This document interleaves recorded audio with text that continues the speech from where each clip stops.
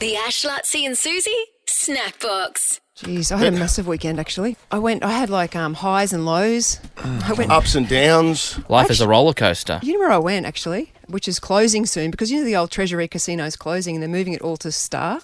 Yeah. Or the old casino. Queen's Wharf. I popped into Blackhide at the casino, which is moving, picking up sticks and moving across to Star Casino in 2 weeks. Yeah, I heard that. Do they do it all like? They just won a big award though as well. Did they? Yeah.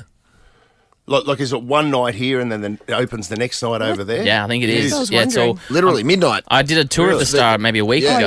Oh, yeah? Oh yeah. It's so nice. Yeah. It Yeah, looks the hotel looks outside. beautiful. The casino, the restaurants in there looks really good. I'm looking forward to it opening. And what's happening to the old place? They're going to revamp it. Not as a casino, obviously. No, I think they're going to turn it into. They did. Like retail. I and think Really? so. Retail? Well, It won't be a casino. mixed. Yeah. Mixed Okay. use. Is it still going to be a hotel? Yeah, Yeah. Oh, as well. I believe so. It's a beautiful building. Like Yeah. as I was walking towards it, Which one? What are you talking about? well, the old one, The old one. Yeah. the old Treasury building, like beautiful, isn't it? Yeah. I've stayed there a couple of times as well. Oh, the really rooms. big. But there's two buildings. There's the hotel and the casino. Yes. Two different buildings. Yeah. Yeah. Yeah, it's really nice. I've got Great one. spot. I've got one. High ceilings. Beautiful. I've got one suggestion for them. As I was walking towards it, they had it lit up, in beautiful uplights to light up the stone work, but they lit it up in green. I didn't like it. They need to light it up in white. Does it change like the Story I think it Bridge? changes. Is it seasonal? Yeah, maybe they do it for... Okay, right, there right. would have been It looks a a little reason. tacky, I'm just going to say. I think it would look a lot more classy. More classy?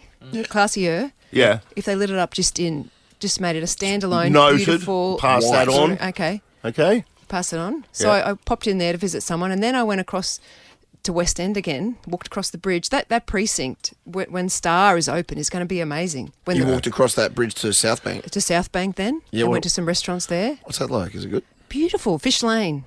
Yeah. Yeah. I love Fish Lane. And then just the feeling around Brisbane, it's good. It's really... It looks so good, beautiful yeah. of a nighttime, Yeah. hey? I just want to give a shout out to Brisbane. To Brisbane. Yeah. And it's Yeah, looking nice. pretty good. It's got a little bit of work to do, but I think it'll polish up quite nicely. That's nice, isn't it? And I like how 2032. and private people are getting involved. There was that big Hamilton $6 billion private consortium. Oh, Can yeah. you give me the... Olympics. I saw the headlines for that. I had a look at the picture and I went, wow, that looks impressive. There's a city on the move, right? But what's the story behind it real quick? Like, is there any legitimacy to that? Is there Well, a chance that will yeah, happen? there is. Yeah, Right. if you listen, the state government's being fairly negative, which they're doing in almost every respect at the moment. But there's legitimacy in that. The state government's saying, "Oh, you put it together as a proposal and send it in like everyone else does." Have a look at it, they in go due to course. Don Talbot. Is Don working for them? Yeah, but yeah, there's legitimacy. Yeah, of course there is. Yeah. Well, that's how in America that's how it works. Private consortiums build stadiums. Did you see Pitbull just bought one? Yeah. Pitbull Wow. bought a stadium in the States, like as a business concern. I think it's called it might be called Pitbull Arena or something. Like, Really? I think Yeah, it actually correct. is. It's going to be called Pitbull Arena. Oh, wow. That's pretty cool. Yeah. It's good though. It's just changing I think we're moving just in the last 6 months we've moved further and further away from Shitty Nathan. Yeah. Which is great. Like it's, as much as they keep pushing it, I think the general public perception is like we can't have that happen. Yeah. This is pretty cool, isn't it? Yeah. People are speaking. I love it. The Ash, Lutzi and Susie Snackbox.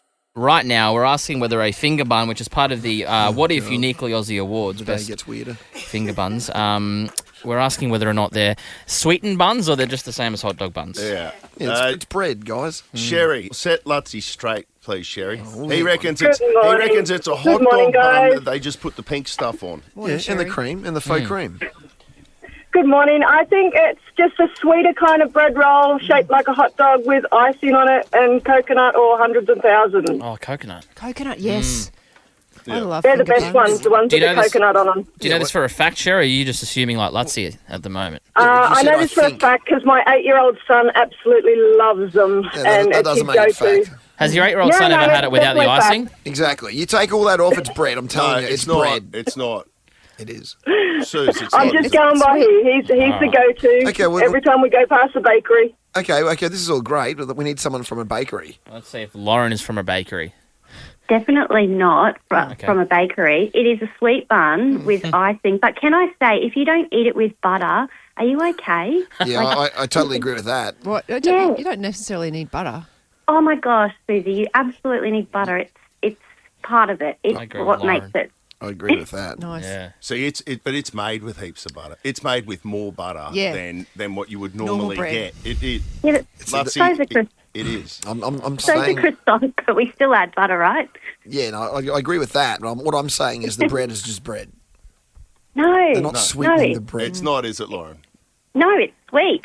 Before we take our final call, It's unanimous, by the way. so far, Sue's literally, as soon as we got off air before, looked at Lutsy, like, she goes and like stares at Lutsy and goes, "You don't actually believe that, do you?" And I actually do believe that.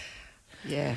Well, that's sad. Well, okay. I thought you were no, taking no one one's for a the baker. team. So did Like, I. you can't have everyone agreeing because you need to sort How of long foster we- some debate. How long have we been what I doing thought. this show? Like, when was last time I I went, know, I'm that's- going to play devil's advocate on the show? Like, I do not do that. Yeah, I'm legit. I thought you were trying to, Spice get it up. Yeah, Well, we needed someone from what's a start a controversy. Bakery. corner. Baker's Delight or whatever. Oh, that it was. sounds good. Controversy corner. Yeah. Ooh. Ooh, I like that. Tim Mitchelton, are you going to make straight Tim sets Mitchell. it? Oh, no, different Tim. Yeah, I'm a pastry chef. I worked in a bakery for 10 years, so Ask and you shall receive, Lutsy. Yes. So what's it's the learned virtually opinion? the same. It's virtually the same as bread, but it does have more sugar in it. And So more it still butter. gets. Yeah, you can have more butter in it. Recipes are different, but sweet bread has generally got more sugar in it.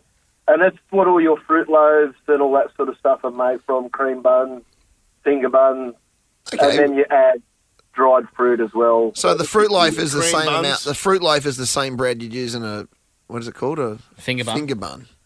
Yeah, we used to cut all that stuff from the same dough, but that dough mix had more sugar in it. But then it's got yeast in it exactly the same as bread dough. So it still has to be proved the same. No as wiggle fine. room. No wiggle room, Lutsy. So a fruit bun is the same Go for a bread. technicality. A fruit Tim. bun. You're gonna try and Well, I wiggle his think way there's a out middle of it. ground Oh, there. yeah, you think. It's not just finger buns that have more sugar. Fruit buns are the same sugar content. Yeah, and cream buns. Cream buns. Cream Cream buns. bun. So everything but a hot he dog reckons is a that. cream bun, Tim, is just like a normal sort of hamburger roll, Well, I but don't they e- just put cream in it. But that's not true. Some of those less scrupulous bakeries may do that, but if you're a proper bakery, I can tell you it would be a sweeter bread dough. Slightly So sweeter bread. we're right and you're wrong, Lutsy. The Ash, Lutsy and Susie Snackbox. I'm looking forward to this, though. The Music Man's in the house. What's up? This is Amy Shark, and this is Ash, the Music Man. What's up, Ash? It's Sean Mendes. Hey Ash, this is Ed Sheeran. Hey Ash, it's your girls, the Veronicas. Hey Ash, it's Thelma Plum. This is Ash Bradnam, Music Man. Yeah, so the weekend got the better of me, and I haven't actually listened to the entire Post Malone album yet. Yeah, well, when did it come out? Friday. We were Yeah. playing bits of it on Friday, Buzz. You weren't here. No. And just the way that it worked out for me, I spent the fair chunk of the weekend driving. Perfect. Went to Ipswich for the school sport on the Saturday, and then I got caught. It took me 3 hours to get back Really? from Ipswich because of the air show traffic on the Oh, M1. wow. It was just Really? it was a log jam. Wow. Yeah, I had an incident out there I'll talk about at some stage as well. Yeah, I want to hear about that, the air show. And Oh, yeah, no, How big fantastic it show. was, yeah. But anyway, so I submersed myself in that Post Malone album. And what I loved about it, it's country, which, like, I don't remember the last time. I don't actually remember the last time I just listened to an album. But Yeah. I just left it in for the whole weekend. Well, Nick asked us that question recently, Oh, that's right. and I couldn't even remember. Like, I think it was like years ago. I listened to an album like, from front to back. Yeah. Yeah, I think I did with the Eminem one recently, but then I didn't go back to any of that. But this Post Malone, I just left it in for the whole weekend. In order or shuffle, just out of interest? Because I reckon it makes a difference if you do it in the order they've put it out. I think I was on shuffle by the end of it. It was, Oh, and geez. then coming up this That's morning, not I pure. listened to No. Post No, Malone this as is- well. So here's some of these in no particular order, but just ones that But we want your I like. We want your observations because we've heard the snip. We've heard Shoot the some snippets. titles at me and I'll play them for you, Ash, so you can tell us which is. Yeah. What are your favourites? Wrong ones with Tim McGraw. Is this in order of your favourites? These are all my favourites. These are the ones that jumped out at me. Tim McGraw. I'm just looking for the right one. Is Post Malone in this? Them wrong ones keep looking at me. I guess most of them are like I do a verse, you do a verse, and we chime in for the chorus, right? It is. They do that. California Sober with Chris Stapleton. This is a song. This is good. California sober on the highway 1. Over on the shoulder, thought I saw some fun. Looking for a ride. He already knows the words. Yeah, it's a good song. This is good. Real good. When I say I haven't listened to the album yet, I went to Johnny Ringo's on Friday night for the first time in forever, the country bar in the city, purely because of the Post Malone album. Are they all over it? Yeah. Yeah. Like it actually changed where I went out to hear an album. Yeah. You know what I mean? Like it's pretty cool. Yeah. It was a good week for it to come out with Echo as well. Like, was there an Echo country crowd? Yeah. Pour Me a Drink, Blake Shelton. Somebody pour me a drink. Oh, yeah, I'm into this sound. Yeah, this is a good track. Get on a buzz, I'm about to get on a roll. Yeah, I've been breaking my back, just keeping up with the Joneses. Y'all know what I mean, and y'all know how it goes. Do you read the lyrics or do you just listen and he's pick the them up? he's the music I know, but I'm just wondering if he does how much research. Or is it all ear? This one I've listened to a fair bit. Yeah, okay. And California Sober, I listened to that heaps too. Just as a side note, Taylor Swift, like massive ups to him on Instagram, saying this guy's a genius. Yeah. And the country fraternity just embracing him. Yeah. Well, I reckon... Which they didn't have to do. Like, they could be like, stay in your lane, buddy. Yeah. But you know what I reckon that he's doing is he's taking, like, you hear that Blake Shelton, for example, and you go, well, let me go and check out some Blake Shelton stuff, what he's got by himself. You know, of course. Exposing people to a whole new realm. The first time I heard of Chris Stapleton was through Justin Timberlake. Right. And then you start listening to Stapleton and you're done. Yeah. I mean, his voice is amazing. Dolly? Dolly's is a good way. He grew on me, this one. Have the heart. It's a grower. I don't have the heart to break yours. Yeah, trouble rolling on the back of a pale white horse. Going back to like just nighttime sort of activities, like you just want to have your arm around someone in a pub singing this stuff, don't you? Yeah, you do. You know what I mean? You know what I'm saying? It's a good song to drive to too. Yeah.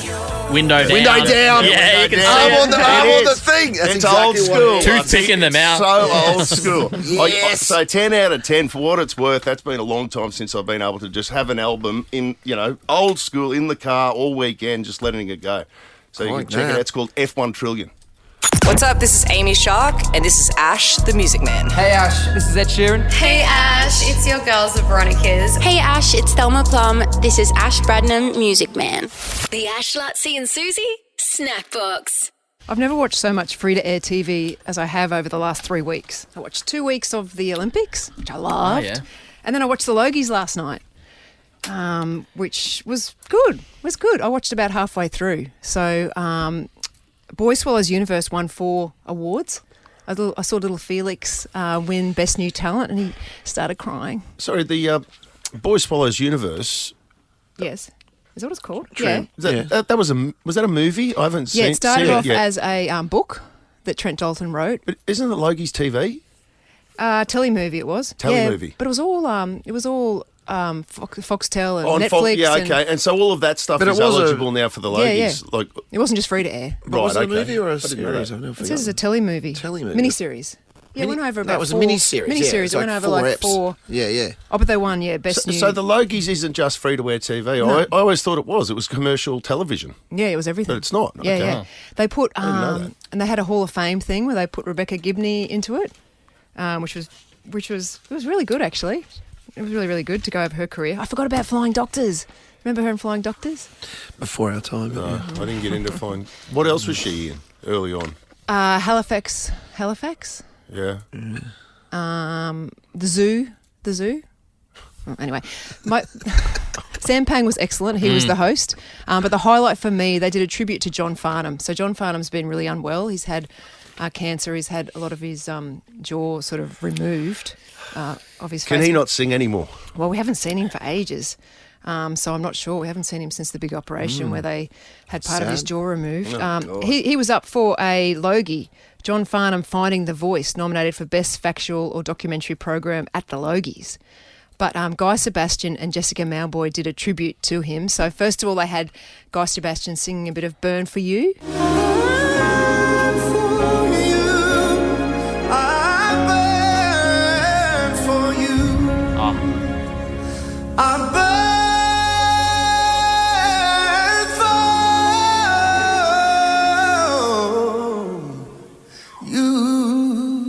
He can sing, can't he? What a voice.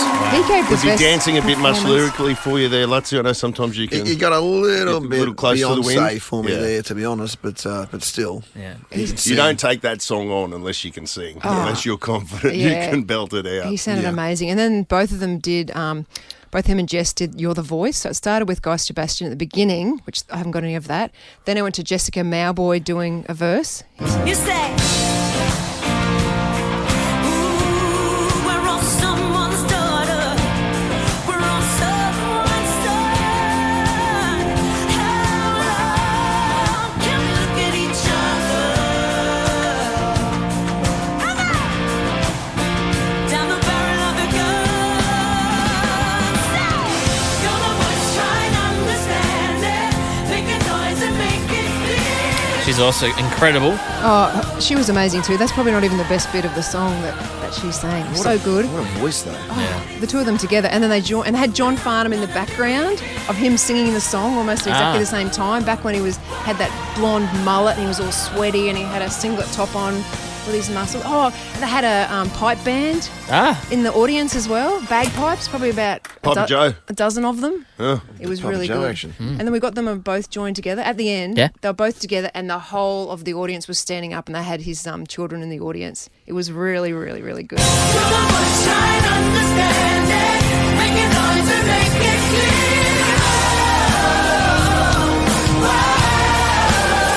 Remember, this was a record win in the Throwback Thursday a couple weeks ago, right? Yeah. 50 Oh, yeah. 50-something percent. People love it. I think it's going to take over from horses. Yeah. At events. Could easily do that. It's a banger. So a pretty good night all in all. Yeah, Larry Emdor, one most popular presenter. Larry Emdor. Emdor. That's still the whole gold thing. Still, It's a popular vote. confuses me. It's a popularity vote. Yeah, I'm nothing against Larry. Like he's a campaigner, and he's been doing it for years. Like and he 40 probably years. deserves his 40 time. years. I'll say that he Yeah. does deserve his time. But he's he's the reserve guy. He's the backup guy for Carl Stefanovic. Like literally, Yeah, well, that's his job. yes. So how does he? I just don't Yeah. understand how he's the most. I don't get that. You know Yeah. what I mean? Like I just don't understand that. And nothing against him. But it's Good- almost good on like him. it's almost like he's been doing what he's been doing for so long. Yeah. It's time for the spotlight to be on him. His What's first that? job, he said, was a newsreader when he was 19 years old. He read the news. He was the youngest ever newsreader in Australia, they said, Wow. when he was 19. And then he's still going. And he must be, I don't know how old. He's 108. The Ash, Lutzy and Susie Snackbox. I first met Harry Go on, I wanna Garside hear this. at the I've got a Tokyo. story as well. Okay, I first met Harry Garside at the Tokyo Olympics. One of the most popular guys in the team, I will say, real team guy, and got a bronze medal in the boxing. So great to have you on air, Harry. How you going? Hey, thank you, Susie. What an intro. I feel good. I just said to you guys off air, I just had a coffee and I think it's hitting my veins as we speak. Yeah. Get into it. Can I say how I met? Why I love Harry? This is a why I love Harry segment. Yes, you go. So Tokyo, I was over there as well, working. Came back, did 2 weeks hotel quarantine as Harry did, and they put up Harry and all the Olympians in it. It was a nice enough hotel, but not for quarantine. There was no windows. He was pretty much in a box for 2 weeks, which would drive anyone stir crazy. And I was lucky. I was in a better one than that across town with the balcony and all that sort of business. So we organised. We got the great people from Domino's to deliver some pizzas. We got our good mate Nick Rogorski to take a steak tour of the remember that. Olympians. That's right. A 4X if you wanted a six-pack. Harry said no to the six-pack. I will say that.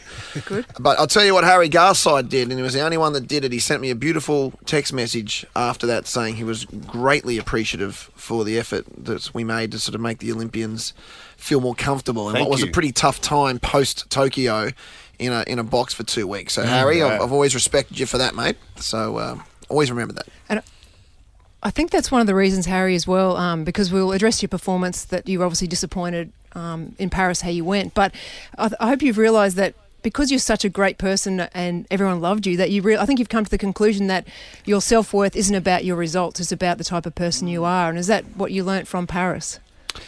Yeah, definitely. It's a really hard thing, I guess, to navigate. We are high performing athletes. You would obviously understand this better than anyone, Susie. So we're high performing athletes. We want to win. We want gold medals. But at the same time as well, boxing is what I do, and I love it to bits. But it's not who I am.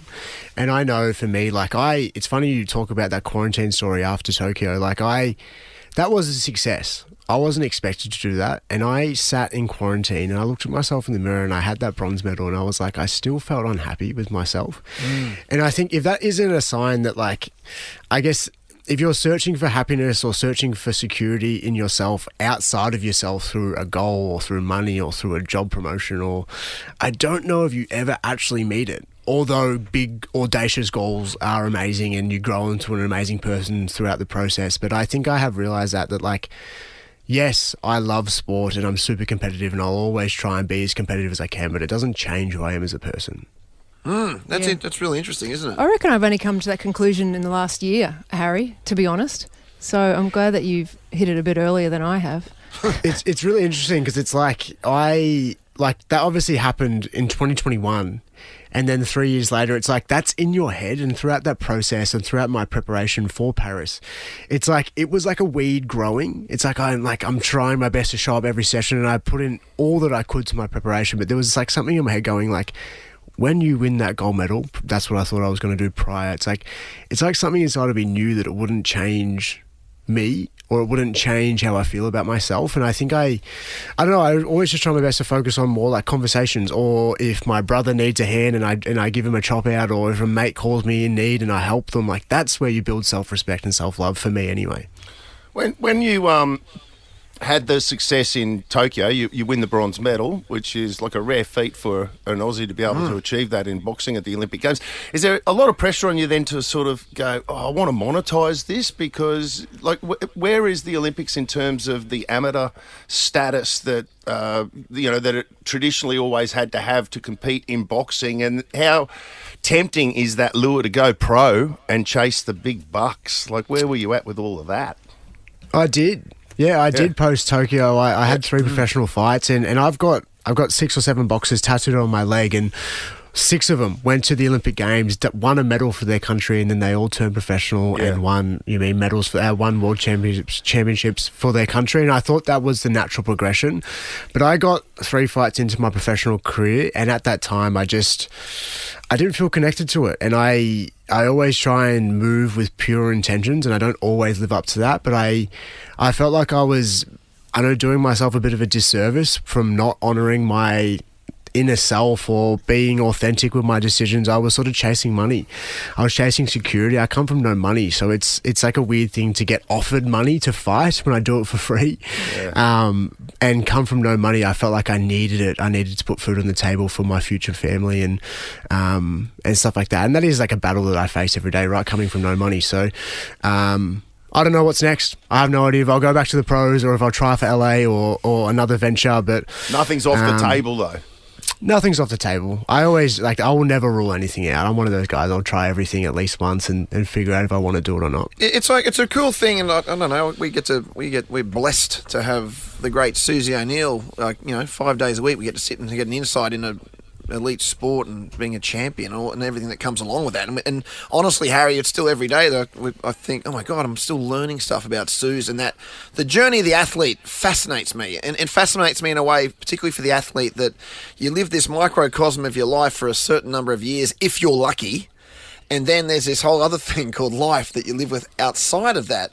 And being able to, separate those two, but also work out that the longer journey of that. And it can either be, I can only imagine as a non-athlete, it can either be a really daunting and pressure and anxiety-filled thing, or you can build that into a bigger picture of life and make it a real positive. And and without knowing you at all, mate, other than the very couple of times I've met you, I feel like that's the process you're going through a little bit. It's quite interesting because I think my dad, so he's a roof tiler, he's been roof tiling since the age of 14. He's still working, he's in his mid-50s. He's still working today, he's on the roof, slapping away. And it's interesting because I think me and him are both going through the same process. So he's coming towards the back end of his life. He's roof tiled his whole life. His identity is that of a roof tiler. And I've boxed for almost 20 years. That's my identity. That's who I am, or that's what I felt I was. But I also know that I am so much more than just a boxer. So I love boxing and I'll always do it. But big thing about me is like I will never be a pawn in someone else's game. I'm always the king of my reality. And whatever direction I walk in, I will always try and you move with pure intentions, as I said before. Is it a good thing, Harry? Like you should say he's got a book out. Oh yes, got a book out. The Good Fight. It's available in all good bookstores, online retailers at the moment. But being an Olympic boxer, I don't know. There's just something so like. Does it give you confidence when you walk around the street, knowing that chances are, if anyone was to get into an altercation with you, I'm being serious, that you got it covered. Like you would be able to whip 99% of people's asses. And it's not that you'd want to on the street, but you know what I'm saying. It's in your kit bag if needed. Yes. Yeah, that you've just sort of got this magical power that if push comes to shove, this isn't going to end well for you, buddy.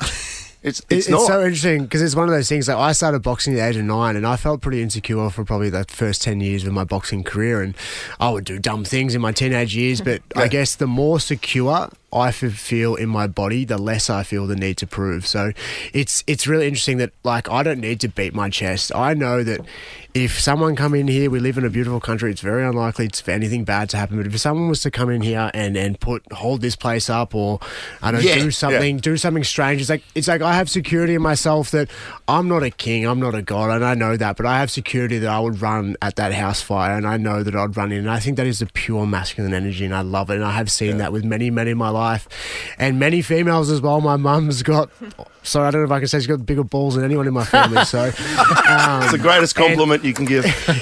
Yeah, she's the top of the roost in my family. It's a house full of men. So, but you do touch on that masculinity in the book. Even in that regard, you come from a different perspective as well, which is really interesting. There's a soft. Not soft isn't the right word, but there's a different side to it. What you bring to masculinity. Non-mainstream. Yeah. Masculinity for me comes in many different forms, and I think I have examined masculinity being the youngest of 3 boys and feeling very unmasculine compared to my brothers and my dad. I think I examined the masculine world so much that I feel like I understand it quite well. And then in that, I know that masculinity comes in many forms. And although I sit in my masculine energy a lot, I love boxing, I love competing, I love providing and taking care. That's beautiful things inside of us. There is also many things inside masculinity that I question.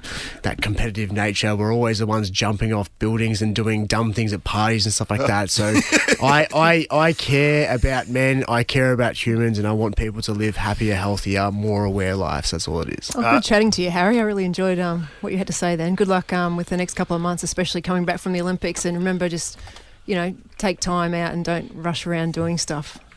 If you get my drift. Yeah. Yeah. I plan on going into nature at some point when this little book tour is done, for sure.